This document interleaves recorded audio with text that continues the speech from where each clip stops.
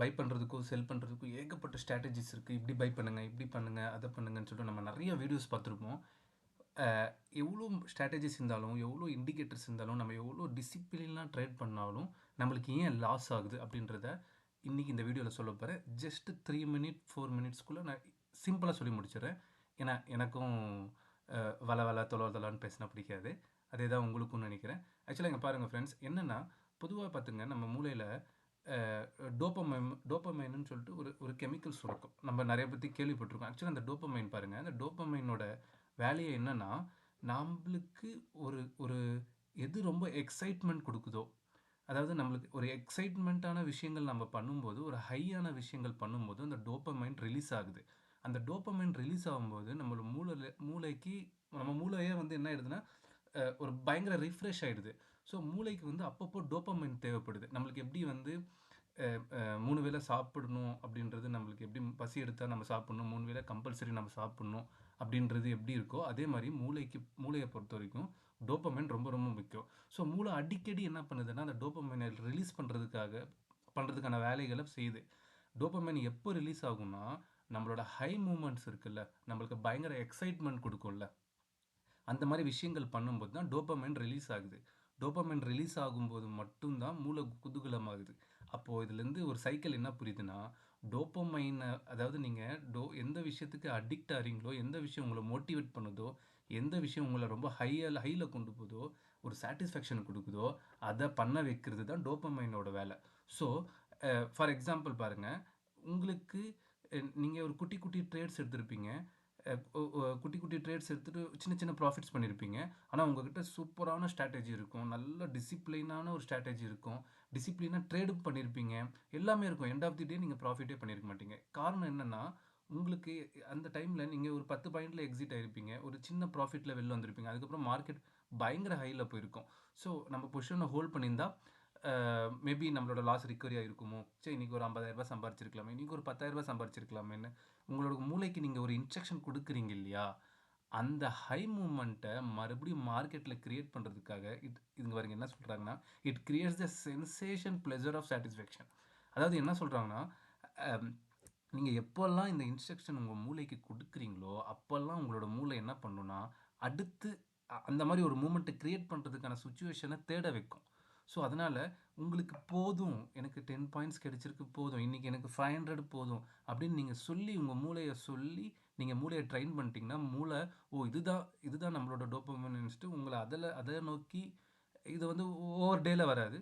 நீங்கள் இது ப்ராக்டிஸ் பண்ணிங்கன்னா கண்டிப்பாக சொல்கிறேன், 2-3 வாரத்தில் சூப்பர்ப் உங்கள்கிட்ட ஒரு நல்ல ஸ்ட்ராட்டஜி இருக்குது, சூப்பராக இருக்குது, டிசிப்ளினாக ட்ரேட் பண்ண ஆரம்பிச்சிட்டிங்க, பட் கன்சிஸ்டண்ட்டாக ப்ராஃபிட் இல்லை, எண்ட் ஆஃப் தி மந்த் உங்கள் அக்கௌண்ட் ஒன்றும் லாஸில் இருக்குது, இல்லைனா நோ லாஸ் நோ கெயினில் இருக்குன்னா 100% இந்த டோப்பமைன் தான் காரணம். ஏன்னா இதோட ப்ராக்டிஸ் தான். இங்கே பாருங்கள், எல்லாருமே ஆல்கஹாலாக டெய்லி குடிக்கிறவங்க யாருமே வந்து எடுத்தோடனே 1/2 லிட்டரோ 1 லிட்டரோ குடித்து யாரும் பழகிறதில்ல. எல்லாருமே வந்து ஒரு 90 mlலேருந்து 180 mlலேருந்து தான் குடிச்சு பழகுறாங்க. ஏன் அந்த அவங்களோட ஆல்கஹால் லெவல் ஏறுதுன்னா, அந்த ஹை கொடுக்குதுல்ல, அந்த டெய்லி 90 ml குடிக்கிறவங்களுக்கு அந்த ஹை பத்த மாட்டேங்குது. அந்த டோப்பமைன் என்ன பண்ணுது, இது பத்தலைன்னு அந்த டோப்பமைன் சொல்லும்போது அந்த ஹையை அவங்க தொடர்றதுக்காக என்ன பண்ணுறாங்க, இன்னும் கொஞ்சம் ஆல்கஹாலை சேர்த்திக்கிறாங்க.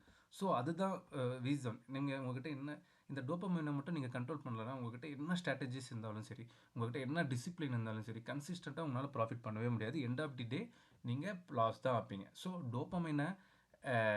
டோப்பமைனுக்கு வந்து நீங்கள் எப்படி கண்ட்ரோல் பண்ணுறீங்கன்றதில் பொறுத்து தான் உங்களோட சக்ஸஸ் இருக்குது. ஈவன் நாட் ட்ரேடிங், உங்களோட டோட்டல் லைஃப்பில் நீங்கள் பண்ண போகிற எல்லா விஷயங்களும் சரி, நீங்கள் ஒரு இடத்துல கோவப்படும் போதும் உங்களுக்கு அதை ஹையை கொடுக்குது. நீங்கள் வந்து யாராவது ஒருத்தர் உங்களுக்கு கேள்வி கேட்கும்போது நீங்கள் அதில் ரிப்ளை பண்ணும்போது உங்களுக்கு பயங்கர சாட்டிஸ்ஃபைடாக இருக்குது, பதிலுக்கு பதில் பேசும்போது பயங்கர சாட்டிஸ்ஃபைடாக இருக்குது அப்படின்னும்போது அது உங்களோட டோப்பமைன் உங்கள் மண்டையில் அதுக்கான வேலையை ஆரம்பிச்சிருச்சுன்னு சொல்லிட்டு நீங்கள் புரிஞ்சுக்கிட்டு கண்ட்ரோல் பண்ணிக்கணும். கண்ட்ரோல் பண்ணிட்டு எப்போ நீங்கள் உங்கள் டோப்பமைனை ட்ரைன் பண்ணுறீங்களோ அது வரைக்கும் ஃப்ரெண்ட்ஸ் கண்டிப்பாக உங்களால் ஒரு கன்சிஸ்டண்ட்டான ப்ராஃபிட் பண்ண முடியாது. என்ன ஸ்ட்ராட்டஜி உங்கள்கிட்ட இருந்தாலும் சரி, எவ்வளோ டிசிப்ளினாக நீங்கள் ட்ரேட் பண்ணாலும் சரி, கன்சிஸ்டன்சி உங்கள்கிட்ட வரவே முடியாது. எப்போ நீங்கள் டோப்பமைனை ட்ரைன் பண்ணுறீங்களோ அப்போ தான். ரெண்டாவது ரொம்ப ரொம்ப முக்கியமான விஷயம் என்னென்னா, மேனுப்புலேஷனில் வந்து எப்பயுமே நம்ம என்ன பண்ணிடுறோம்னா, ஒன்று மாட்டிக்குவோம். நீங்கள் நிறைய இடத்துல பார்த்துருப்பீங்க, மேனுப்புலேஷனுக்காக நிறைய படங்களை பார்த்துருப்பீங்க. இங்கே பாருங்கள், நான் ஒன்று காட்டுறேன். மேனுப்புலேஷனுக்காக நம்மளோட ஸ்னேக்ஸ் நிறைய இடத்துல யூஸ் பண்ணுவாங்க. பாம்புகளை எதுக்கு யூஸ் பண்ணுவாங்கன்னா, நிறைய படத்தில் பாருங்கள், மேனுப்புலேட் பண்ணுறதுக்கோ இல்லை கனவுகள்லையோ இல்லை பிளாக் மேஜிக் பண்ணும்போது ஸ்னேக்ஸ் யூஸ் பண்ணுவாங்க. ஸ்னேக்ஸ் எப்பயுமே பாம்பு நலிஞ்சு போகும்போது அதை நீங்கள் ரொம்ப க்ளோஸில் பார்த்தீங்கன்னா அது ஒரு மேனுப்புலேஷனாக இருக்கும். ஸோ பாம்போட பிஹேவியரை மேனுப்புலேட் பண்ணும். மெதுவாக அமைதியாக இருக்கும், அமைதியாக இருந்து மேனுப்புலேட் பண்ணும். ஸோ அந்த மேனுப்புலேஷன்லேருந்து நீங்கள் நிறைய தப்பிக்கணும். அதுக்கு ஒரு சிறந்த எக்ஸாம்பிள் இந்த சிம்பிள் தான். இப்போ பாருங்க, இது வந்து சைனீஸோட சிம்பிள்ஸ். என்ன இருக்குது, பாம்போட மேனுப்புலேஷன் சிம்பிள்ஸ் எப்படி இருக்குது பார்த்தீங்களா? அப்படி இப்படி வளைஞ்சி வளைஞ்சி இப்படி வளைஞ்சி வளைஞ்சி. ஸோ நம்ம மார்க்கெட் எப்படி ரன் ஆகும்? அப் டவுன்ஸ் அப் டவுன்ஸ் அப் டவுன்ஸ் அப் டவுன்ஸ் ரன் ஆகும். அப்போ என்ன ஆகும்? ஹையர் ஹைஸ் ஹையர் லோஸ், இல்லை லோயர் ஹைஸ், அந்த மாதிரி ஃபார்ம் ஆகிட்டு போயிட்டே இருக்கும். சம்டைம்ஸ் இந்த மாதிரி நடக்கும். டக்குன்னு மேலே பிரேக் பண்ணணும், கீழே பிரேக் பண்ணணும், ரெசிஸ்டன்ஸை பிரேக் பண்ணணும், சப்போர்ட்டை பிரேக் பண்ணணும், நீங்கள் என்ட்ரி எடுப்பீங்க, மறுபடியும் கீழே வரும். இது வந்து மேனிப்புலேஷன் ஸ்டேஜ். இந்த மாதிரி நீங்கள் சிம்பிளை பார்க்குறீங்க, இந்த மாதிரி ஒரு ப்ரைஸ் ஆக்ஷனை பார்க்குறீங்கன்னா இது 100% மேனுப்புலேஷன் தான். ஸோ இது வந்து பேசிக்காகவே சைக்கலாஜிக்கலாகவே இது வந்து ஒரு சைனீஸோட தேரி. பட் எண்ட் ஆஃப் தி டே இது ஒரு மேனுப்புலேஷன் பண்ணுறதுக்கான சிம்டம்ஸ் தான். இதெல்லாம் நான் சொல்கிறதெல்லாம் நம்ப முடியுமா அப்படின்னா, இன்னைக்கு கரண்ட்டு February 20, இன்னைக்கு மார்னிங் மார்க்கெட்டில் நடந்த ஒரு மேனுப்புலேஷன் காட்டுறேன் பாருங்கள். இது வந்து ரெண்டுத்தோட சேட், அதாவது 2 ஆப்ஷன் ஸ்ட்ரைக்கோட சேட்டு லைன் சார்ட்டாக வச்சுருக்கேன். இன்றைக்கி பாருங்கள், மார்க்கெட் இங்கே ஓப்பன் ஆகிருக்கு. இது ஒரு 1 மினிட் சேட்டில் வச்சுருக்கேன். மார்க்கெட் ஓப்பன் ஆகிருக்கு. 9:15க்கு மார்க்கெட் ஓப்பன் ஆகிருக்கு. தெரியுதுங்களா? கீழே டைம் தெரியுது பாருங்கள். ஒரு ஸ்ட்ரைக் மேலே போயிட்டுருக்கு, ஒரு ஸ்ட்ரைக் கீழே போயிட்டுருக்கு. 2 ஸ்ட்ரைக்கும் இந்த இடத்துல மீட் பண்ணுறாங்க. மீட் பண்ணி எப்படி மேனுப்புலேட் ஆகிருக்கு பாருங்கள். இப்போது நான் வேணால் இன்னும் கொஞ்சம் ஜூம் பண்ணி காட்டுறேன் பாருங்கள். பார்த்தீங்களா? எப்படி மேனுப்புலேட் பண்ணியிருக்கான் பாருங்க. இவன் மேலே போயிருக்கான், மறுபடியும் இவன் கீழே வருது. இவன் மேலே பண்ணியிருக்கான், இவன் கீழே வந்திருக்கான். உங்களுக்கு இன்னும் கொஞ்சம் ஜூம் பண்ணுறேன். இங்கே பாருங்க, இந்த அளவுக்கு மேனுப்புலேட் ஆகிருக்கு. இப்போ இந்த மேனுப்புலேஷனுக்கும் இதுக்கும் எவ்வளோ சம்மந்தம் இருக்குது சார்? ஆக்சுவலாக மார்க்கெட் வந்து எப்படி போகணும்? அப் டவுன்ஸ் அப் டவுன்ஸ் அப் டவுன்ஸ் அப் டவுன்ஸ் அப்படி தானே போயிட்டே இருக்கும். இல்லைனா டவுன் சைட்னா கீழே கீழே இப்படி போயிட்டே இருக்கும். இந்த மாதிரி ஒரு சுச்சுவேஷன் வரும்போது உங்களால் எந்த டெசிஷனும் எடுக்க முடியாது. ஏன்னா இந்த இடத்துல மேனுப்புலேட் பண்ணிக்கிட்டு இருக்காங்கன்னு அர்த்தம். மார்க்கெட் உங்களை மேனுப்புலேட் பண்ணுதுன்னு அப்படின்னு நீங்கள் எடுத்துக்கணும். செல்லர்ஸ் பண்ணுறாங்களா, இல்லை ஸ்ட்ராட்டஜி இருக்கா, இதெல்லாம் நீங்கள் வேணாம்.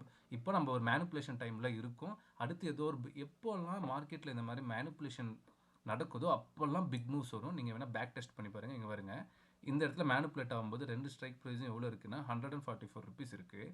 அடுத்த செகண்டை பாருங்கள், 10 கடைசியாக மேனுப்புலேஷன் முடியுது.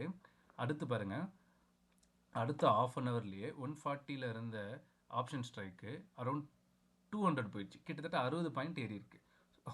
எந்த அளவுக்கு மேனுப்புலேட். பட் இங்கே கீழே இருக்கிற ஸ்ட்ரைக் பாருங்களேன், இந்த புட் ஆப்ஷன் பெருசாக 30 ரூபா தான் ஏறி இருக்கு. ஆனால் கால் ஆப்ஷனு 60 ரூபா ஏறி இருக்குது.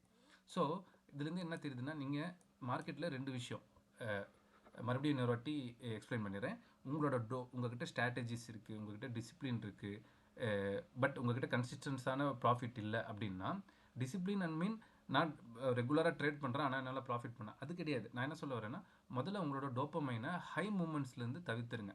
எனக்கு வந்து இதுதான் என்னோட ப்ராஃபிட் இன்றைக்கி இதுதான், நான் வந்து இதை நோக்கி தான் போக போகிறேன்றதை உங்கள் மைண்டுக்கு ட்ரைன் பண்ணுங்கள். அப்போ தான் அந்த டோப்பமைனோட டோரை தோணும். எப்போ நீங்கள் ஹை ஆகிறீங்களோ, எக்ஸைட் ஆகிறீங்களோ, அப்போ அந்த டோப்பமைனோட டோர் ஓப்பன் ஆகுதுன்னு அர்த்தம். அப்போ நீங்களே எப்படி பண்ணுறீங்கன்னா, வாவ் இன்னைக்கு 10 பாயிண்ட் கிடைச்சிச்சுப்பா, இன்னைக்கு 500 ரூபாய் சம்பாரிச்சிட்டோம்ப்பா அப்படின்னு நீங்கள் எக்ஸைட் ஆகணும். நீங்களே உங்களுக்கு எக்ஸைட் ஆக கற்றுக்கிட்டிங்கன்னா அந்த டோர்ஸ் ஆட்டோமேட்டிக்காக ஓப்பன் ஆகும். உங்கள் டோப்பமைன் ட்ரெயின் ஆக ஆரம்பிச்சிடும். இந்த மாதிரி உங்கள் மைண்டை ட்ரைன் பண்ணிங்கன்னா கண்டிப்பாக நீங்கள் எந்த ஸ்ட்ராட்டஜி யூஸ் பண்ணாலும் கன்சிஸ்டண்ட்டாக உங்களால் ப்ராஃபிட் பண்ண முடியும் ஃப்ரெண்ட்ஸ். இல்லைனா நீங்கள் உலகத்தில் எந்த ஸ்ட்ராட்டஜி யூஸ் பண்ணாலும் end of the day profit பண்ண முடியாது. ரெண்டாவது, மேனுப்புலேஷனில் மாட்டிக்காதீங்க. மேனுப்புலேஷன் நம்மக்கிட்ட எல்லா ஸ்ட்ராட்டஜியும் இருக்கும், எல்லாமே இருக்கும். இன்றைக்கி நான் எடுத்த ட்ரேட்ஸுமே கூட இந்த இடத்துல 2 வாட்டி எஸ்எல் இட்டாச்சு, பெரிய எஸ்எல் இல்லை, ஒரு 2 பாயிண்ட்ஸ் எஸ்எல் இட்டாச்சு. எண்ட் ஆஃப் தி டே நான் வந்து இந்த ரேலியில் ட்ராவல் பண்ணதால் எனக்கு நான் மேக்ஸிமம் என்னோடய ப்ராஃபிட்லாம் லாஸ் எல்லாம் போக ஒரு நல்ல ரீசெண்டான ப்ராஃபிட்டில் தான் நான் இன்றைக்கி எக்ஸிட் ஆனேன். பட் இந்த மேனுப்புலேஷன் ஸ்டேஜில் நான் இருந்தும் மார்க்கெட் மேலே போதா கீழே போதான்னு என்னால் ஜட்ஜ் பண்ண முடியாதனால ஒரு ஷூலஸ். பட் இந்த ஸ்டேஜில் எனக்கு தெரியும் அடுத்து மார்க்கெட் வந்து ஒரு மூமெண்ட் கொடுக்க போகுதுன்னு சொல்லிட்டு அந்த மூமெண்ட்டை நான் கேப்சர் பண்ணிட்டேன். ஸோ நீங்கள் இந்த மாதிரி மேனுப்புலேஷன் டைமில் ரொம்ப ஹார்டாக தெளிவாக தைரியமாக இருங்க ஃப்ரெண்ட்ஸ். கண்டிப்பாக ப்ராஃபிட் பண்ண முடியும். அடுத்த வீடியோவில் பார்க்குறேன். பாய்.